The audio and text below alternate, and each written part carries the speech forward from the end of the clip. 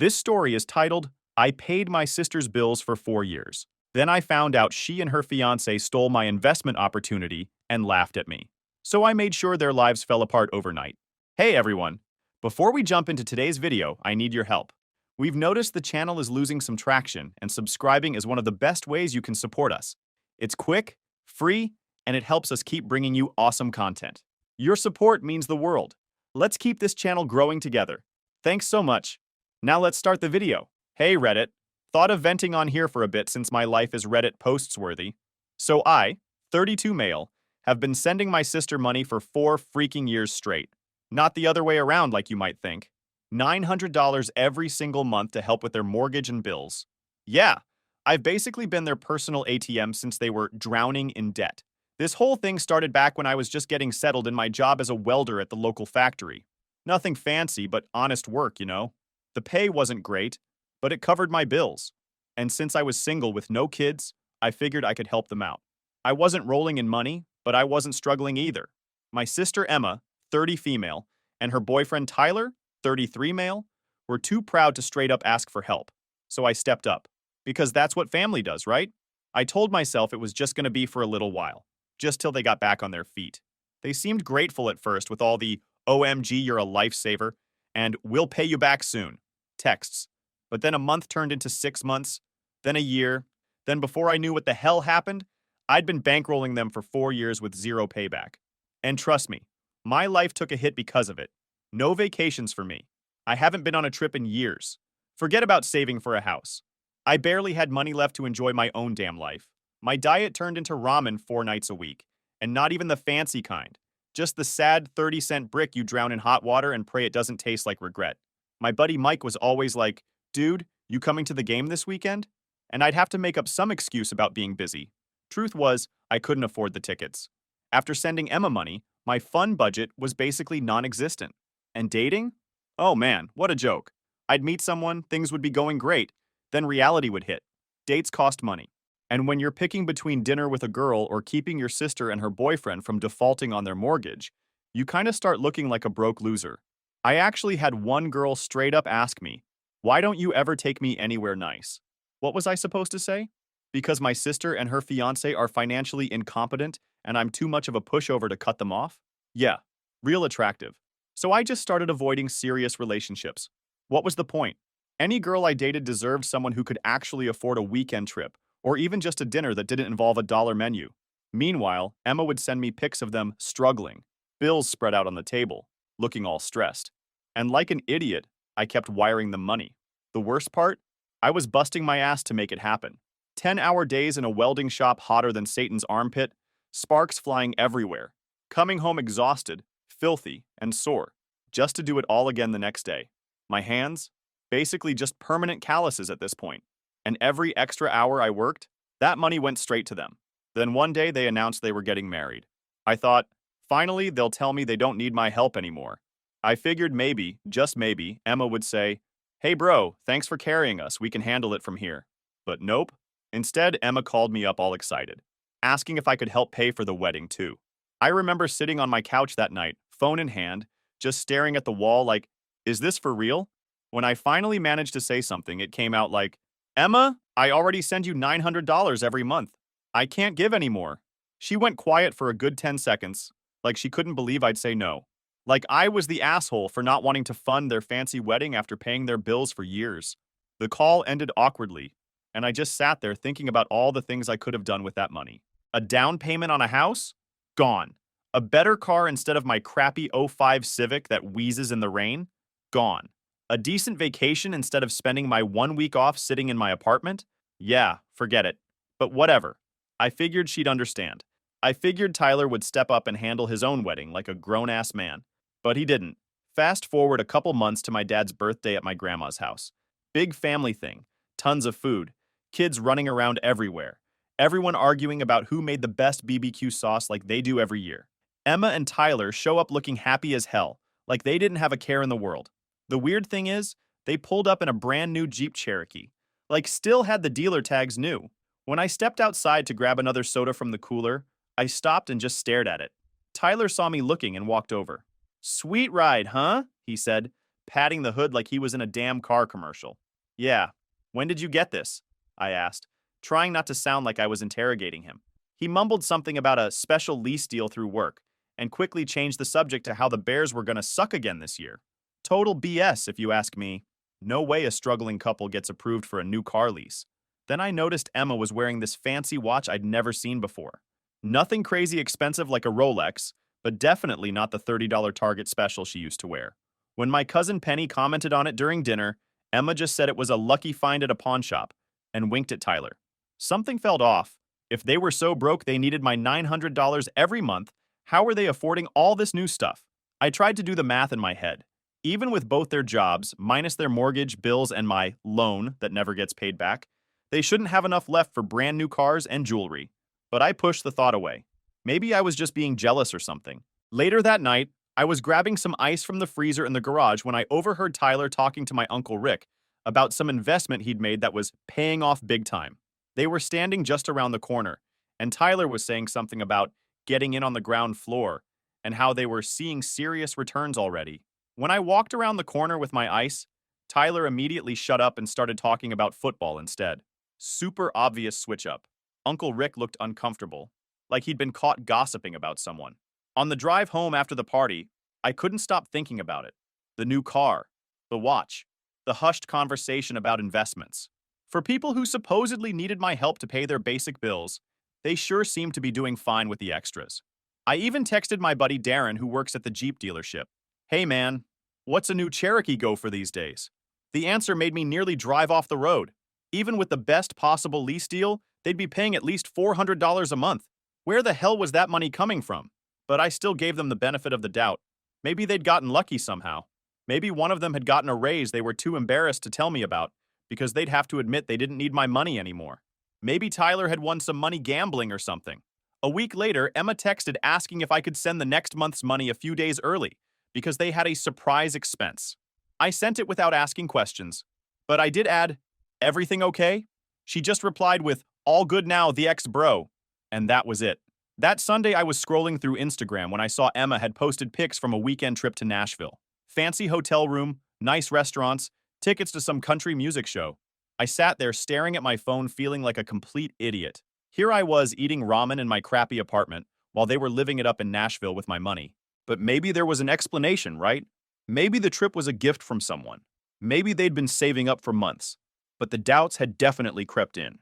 And once they were there, I started noticing other things too. Little comments here and there. The way they'd change the subject whenever money came up around me. The way Tyler would smirk sometimes when I'd mentioned being tight on cash. I decided to start paying closer attention. If something sketchy was going on, I was going to figure it out. But things were already revealing themselves without me trying. Like one Thursday night, I was having a coffee with a dude that works at the same construction company as Tyler. I'll call him Carson. Just making conversation, I asked if the company was doing well. "Hell yeah," Carson said, taking a swig of his beer. "They just gave everyone bonuses after that big hospital contract came through. Tyler's been bragging about his for weeks." I nearly choked on my beer. Bonus? How much we talking about? Carson shrugged. "Don't know exactly, but he said it was enough to finally start that investment portfolio his financial advisor recommended. Kept showing everyone some app on his phone with stocks and shit. Financial advisor? Investment portfolio? While I was sending them $900 of my hard-earned cash every month? While I was working overtime and eating like a broke college student? When did he get this bonus?" I asked, trying to sound casual. "I don't know, like 4 months ago? Maybe 5? Everyone in the crew got one. 5 fucking months of still taking my money while sitting on a bonus. 5 months of me sweating my ass off for extra shifts while they were meeting with financial advisors.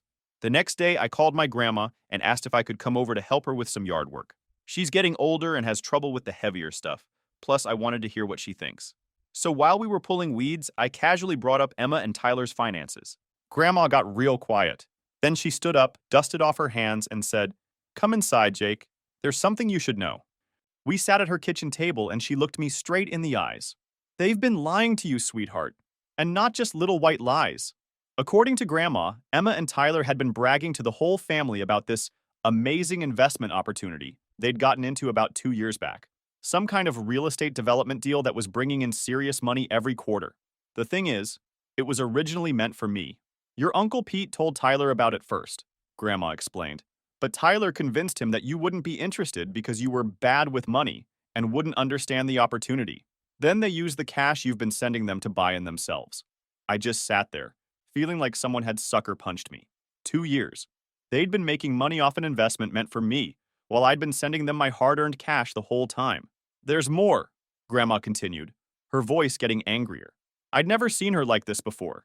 They laugh at you, Jake, call you their personal ATM, say you're too dumb to ever figure it out. Emma even told your cousin Penny that as long as they acted broke, you'd keep sending them money. I couldn't believe what I was hearing. My own sister had been stealing from me, lying to me, and laughing at me behind my back for years. Why didn't anyone tell me? I asked, my voice barely above a whisper. Grandma sighed. We thought you knew. Emma told everyone you were just helping them out while they got their investment going. It wasn't until last month, when she was bragging about how you were still sending them money, that I realized you had no idea. I went home that night and dug out all my bank statements from the past 4 years. Almost $35,000. That's how much I'd sent them. $35,000 that could have been in my investment account. That could have been a down payment on my house. That could have gotten me out of my crappy apartment with the neighbors who fight at 3 a.m. I spent the next few days digging deeper. I found out from another buddy that Tyler had quit his construction job months ago and was now managing their investments full-time. Meanwhile, Emma was still at her reception job at the dental office, but was constantly taking days off for shopping trips with the girls. And the whole time, I was busting my ass at the welding shop, working overtime just to make ends meet and still send them money. Do you have any idea how hot it gets in a welding shop in the middle of summer with broken AC? Hot enough that you lose 5 pounds and sweat every shift. That's the kind of work I was doing to fund their lifestyle. I decided I wasn't going to explode or make a big scene. I was going to handle this like an adult. So I waited. Like clockwork. On the first of the month, Emma called for the money. Hey, Jake, she said, all casual like we'd just talked yesterday. Just checking in. How's work going? Things still crazy at the shop? It's fine, I said, keeping my voice neutral. Same old, same old. That's good, she said, not really interested. Then came the real reason for her call. Oh, can you send this month's money a bit early? We're thinking of redoing the kitchen backsplash before the wedding. I almost laughed. Kitchen backsplash? Really? I took a deep breath. Yeah, about that, I said. I'm actually having some money problems myself. I won't be able to send anything this month. The silence on the other end was deafening. Then, wait, you mean just this month, right? You're still helping us after that? I don't know, Emma. I've been covering your bills for 4 years. I think it's time I focused on myself for a change. Maybe used my money for my own investments. I emphasized that last part, waiting to see if she'd pick up on it. The silence on the other end stretched even longer. When she finally spoke, her voice had an edge to it. What's that supposed to mean? It means I know about the real estate deal that was meant for me. The one you and Tyler have been making money from while still taking my cash. Another long silence. She didn't even try to deny it. Jake, it's not what you think. No? I cut her off. So you're not making money off an investment that Uncle Pete originally told Tyler about for me? You haven't been lying to me for years while laughing at me behind my back? Who told you that? Her voice was angry now. Does it matter? It's true, isn't it? She didn't answer. I took a deep breath. I'm done, Emma. No more money. Ever. You and Tyler can live off your amazing investments from now on. I hung up before she could respond. My hands were shaking, but man, it felt good. Like I'd been carrying around 100-pound weight for 4 years and finally put it down. Emma called me back immediately. I didn't pick up. She called again, and again, and again. I turned my phone off. When I turned it back on the next morning, I had 17 missed calls from Emma, 8 from Tyler, and about 30 text messages ranging from, "We need to talk," to, "You're making a huge mistake," to, "I can't believe you do this to family." I blocked them all, and honestly, I felt free. I celebrated that night by ordering a pizza. A whole pizza, just for me, with all the toppings I wanted. It was the first time in years I'd spent money on something just because I wanted it, not because it was the cheapest option. 2 days later, Tyler showed up at my apartment. I didn't let him in, just talked to him through the chain door. Jake, man, this is all a big misunderstanding, he started, trying to sound friendly. Yeah, we did that investment thing, but it wasn't really meant for you specifically. Pete just mentioned it to a bunch of people. Really? I said. And I guess you weren't laughing at me behind my back either? Tyler's face fell. Look, people say stupid stuff sometimes when they're drinking. It didn't mean anything. Get out of here, Tyler, I said, starting to close the door. I'm done being your ATM. He put his foot in the door. Jake, you don't understand. We need that money. The investment, it's not doing so well right now. We're kind of counting on your help. I stared at him in disbelief. Are you serious? You're still trying to get money out of me after everything I now know? It's just temporary, he insisted. Once the market bounces back, I pushed the door hard, forcing his foot out. Guess you should have saved some of my money instead of buying new cars and watches. Not my problem anymore. I slammed the door in his face and locked it. Through the door, I could hear him cursing. You're making a big mistake, Jake. We're family. Yeah, they sure as hell hadn't treated me like family. That night, I opened up a savings account and deposited the $900 I would have sent to Emma. First deposit of many, I told myself. First step toward building my future instead of bankrolling theirs. A week after cutting them off, I got a call from Uncle Pete. This was weird. We weren't particularly close. He's my dad's younger brother and always seemed more interested in his business deals than family stuff. Jake, got a minute? He asked. I need to talk to you about something important. We met at this local diner near my place. Pete looked uncomfortable as he slid into the booth across from me. So, I heard what happened with Emma and Tyler, he started, stirring his coffee even though he hadn't put anything in it. About the money and the investment opportunity? I just nodded, waiting for him to continue. I wasn't sure if he was there to chew me out or what. Look, I feel terrible about this, he said, surprising me. That real estate deal, I really did mean it for you. Tyler convinced me you weren't interested, that you were too cautious with money. Said you'd told him investing was too risky for your blood? I should have talked to you directly. Yeah, you should have, I agreed, probably more sharply than necessary. But come on. I was still pissed. Pete sighed and ran a hand through his hair. Well, I'm here to make it right. That original deal was just the beginning. We've got a new opportunity coming up, even better than the first. I want you in on it. For real this time. I raised an eyebrow. Why should I trust you now? Because I've cut Tyler out completely, Pete said firmly. When I found out what they did, I pulled some strings. They're not part of any future deals. And he slid a folder across the table. I've got all the documentation right here for you to review. Take it to a lawyer if you want. Seriously. I opened the folder and scanned the contents. It looked legit, a commercial property development with projections that made my eyes widen. We're talking multifamily units in an up-and-coming area just outside the city. This is the real deal, Pete continued, tapping the papers. And I've already put your name down for a share. Consider it making up for lost time. I studied him, trying to decide if I could trust him. The guy had never really given me a reason not to trust him before, but then again, I had trusted Emma, and look how that turned out. I'll think about it, I finally said, closing the folder. Pete nodded. That's fair. Just don't wait too long. We're breaking ground next month. After he left, I called one of my friends who works in real estate to look over the documents. I scanned everything and emailed it to him. He called me back that night. Dude, this is legit, he said. Really solid investment. The area is blowing up right now and these projections might actually be conservative. If I had the cash, I'd get in on this myself. The next day, I made my decision. I called Pete and told him I was in. I cashed out the small 401k from my old job.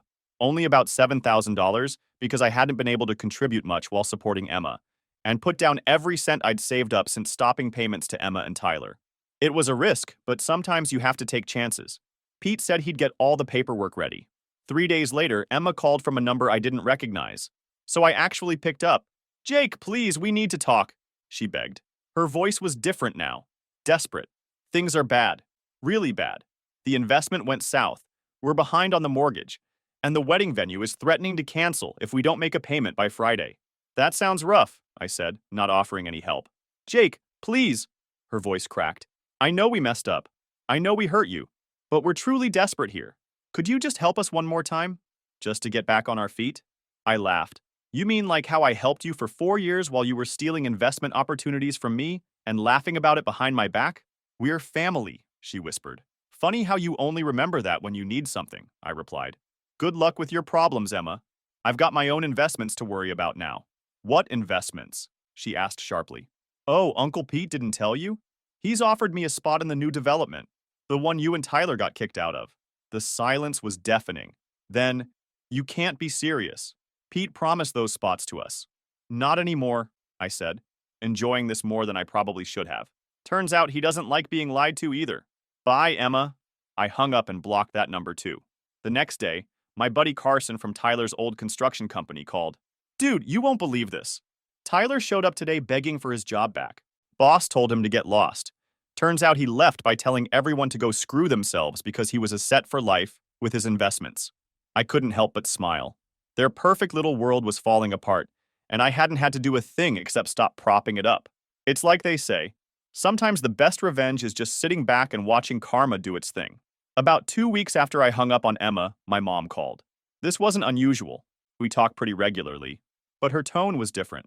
Jake, she said, I just got off the phone with your sister. She's not doing well. I sighed. Mom, I know what you're going to say, but no, hear me out, she interrupted. I'm not asking you to give her money. Not after what she did. But she's a mess, Jake. She and Tyler are fighting constantly. The wedding's been postponed indefinitely. She says they might lose the house. Part of me wanted to say good. They deserve it. But I couldn't bring myself to be that harsh, especially to my mom. Instead, I just said, I'm sorry to hear that, but it's not my problem anymore. Mom was quiet for a moment. I understand. And for what it's worth, I think you did the right thing cutting them off. I just thought you should know what's happening. The next day, Grandma called and asked me to come over for lunch. When I got there, she had my favorite sandwich waiting, turkey with the works, and her homemade potato salad that's basically the best thing ever. I heard Emma and Tyler are having troubles, she said as we ate. I nodded. Mom told me. Good, Grandma said, surprising me. Maybe they'll learn something from all this. I stared at her. You're not going to tell me I should help them? She shook her head firmly. Absolutely not. They took advantage of your kindness for years. Actions have consequences. She took a sip of her iced tea. Besides, I have something to tell you. I've had a long talk with Pete about that investment. Yeah? I asked, curious. He says it's going even better than expected. They've already got commitments for most of the units before they've even broken ground. That's great news. Yes, it is, she agreed. And I want you to know I'm proud of you, Jake. Not just for standing up for yourself, but for how you've handled all this. No screaming matches, no big public drama. You just quietly did what needed to be done. Hearing that from Grandma meant a lot. She's always been the wise one in the family, the one everyone goes to for advice. But then came the family dinner. My mom hosts one every month or so, and I almost skipped this one, worried that Emma and Tyler would be there, and it would be awkward. But Mom assured me they had other plans, so I went. What I didn't expect was for Emma to show up anyway, alone, right as we were finishing dessert. She looked terrible. Her hair was thrown up in a messy bun, not the carefully styled waves she usually had. No makeup, dark circles under her eyes. She was wearing an old sweatshirt I recognized from her college days. Sorry I'm late, she mumbled, not making eye contact with anyone, especially me. Mom jumped up. Emma, I thought you couldn't make it. Let me fix you a plate. The rest of us sat in awkward silence. I focused on my pie, pushing the last few crumbs around with my fork. After Mom brought Emma some food, she picked at it half-heartedly. Then, out of nowhere, she looked up at me. Tyler moved out, she announced, her eyes all watery and shit. The table went silent. I kept my face completely neutral, not falling for the sympathy play. He said it was my fault for ruining our future by pissing you off, she continued, voice cracking perfectly like she'd practiced it. Said if I hadn't been so greedy, we'd still have your money coming in every month. I raised an eyebrow. So it's your fault he lied to me for years? Not the fact that you both stole from me and laughed about it? She looked down at her plate, doing that thing where she pushes food around to look sad. Classic Emma move. Been doing it since we were kids when she wanted to get out of trouble. That was both of us. But he's not the person I thought he was. No kidding, my Uncle Rick muttered, earning a glare from my mom. Anyway, Emma continued with a little sniff, I just wanted you to know that I'm sorry. Really sorry. What we did was wrong, and I don't expect you to forgive me or help me or anything. I just needed to say it. Right. She just needed to say it. Not because she needed a place to stay or money or anything. Sure, the manipulation was obvious. The timing of the apology right after Tyler left, the tears that appeared on command, the way she kept glancing at Mom to make sure she was watching this whole performance. Thanks for saying that, I finally replied, keeping my voice flat. I appreciate the sentiment. The rest of the dinner was tense. Emma left early, saying she had an early shift the next day. Translation, her guilt trip didn't work, so she was cutting her losses. After she was gone, my mom turned to me. She's moving back home next week, Mom said, just until she can figure things out. They're selling the house. Too far underwater on the mortgage, apparently. Of course she was moving home. The free ride was over, and she needed a new host. At home, I checked my email and saw a message from Pete with an update on the investment. Things were moving even faster than expected. They had secured all the permits and were starting construction 2 weeks ahead of schedule. The projected return was now even higher than originally estimated. Everything was going right. For me, finally. 6 months later, my life had changed completely. Pete's real estate deal turned out to be even better than expected. We sold the development pre-construction for nearly double the projected profit. My initial investment had multiplied several times over. I didn't go crazy with the money or anything. No Ferrari in the driveway. But I did put a down payment on a small house closer to work. Nothing fancy, just a 2-bedroom with a decent yard, but it's mine. For the first time in years, I wasn't just surviving, I was thriving. Then, one night, my phone buzzed. It was a number I didn't recognize. But at this point, I had a bad feeling. I let it go to voicemail. A minute later, a notification popped up. I hit play, already bracing myself. Jake, I don't know what to do anymore. I've lost everything. I've screwed up my life so badly. And I have no one. I know I don't deserve your help after everything, but I'm scared. Please, I don't even care about money. I just need my brother right now. Mom's house is full and I don't have anywhere else to go. I don't even recognize my own life anymore. Tyler is gone. The house is gone. Everything I worked for, everything I thought I had, it's just gone. I can't do this alone. Please, Jake, please don't turn your back on me. I stared at the phone. She still had the nerve. I'd give her that. I could imagine her sitting in her car somewhere, rehearsing the exact right mix of sadness and humility to make this sound genuine. But I wasn't buying it. I deleted the voicemail without a second thought. Then came the texts. Emma. Jake, I'm serious. I have nowhere to go. Please, just a couch. That's all I need for now. I wouldn't ask if I wasn't desperate. I let my phone sit there, face up on the coffee table while I finished my dinner. For the first time in a long time, I felt no guilt. None. She had years of my help, and she threw it away. Laughed at me behind my back, built a whole life off my money and expected me to never notice. And now that she was finally facing real consequences, that wasn't my problem anymore. She wasn't my responsibility. A few hours later, my mom called. Jake, have you talked to Emma? I sighed. Yeah, she left me a voicemail and some texts. Mom hesitated, and I already knew what was coming. She's really struggling, honey. No, I cut her off. Jake, no, Mom. I am done with her. She burned that bridge and now she can swim. She had a house. She had money. She had a fiancé. And she threw it all away because she got greedy. She chose this. Mom was quiet for a long time. Then she sighed. I know you're right. But she's still your sister. I clenched my jaw. No, Mom. She was my sister. But the sister I had wouldn't have stolen from me for 4 years. Wouldn't have laughed at me behind my back. Wouldn't have only come crawling back when she lost everything. That Emma? She's gone. More silence. Then quietly. Okay, I understand. That was the last time I talked about Emma. She didn't text again. Didn't call again. Maybe she finally realized she'd exhausted every last ounce of goodwill I had. Maybe she finally understood she'd reached the end of the line. Life went on. The second development with Pete went even better than the first. I finished my certification and got promoted at work. Started dating a cool girl named Alicia, who works as an office manager in one of our development sites. The best part? I sleep like a baby every night, knowing I'm not being played anymore. Sometimes cutting toxic people out of your life is the best investment you can make.